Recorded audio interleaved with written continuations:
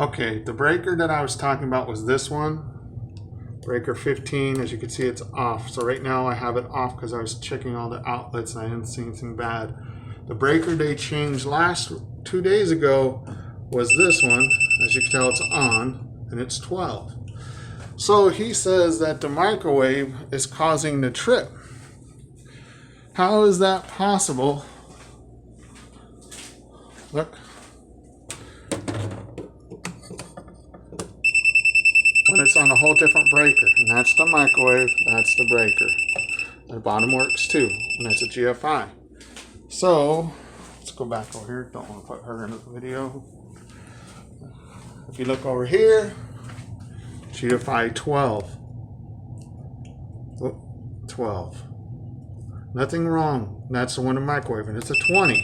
He was saying that the microwave was hooked up to the 15. It is not hooked up to the 15. Show you again. If you look in here, there's no lights, and this is breaker 15.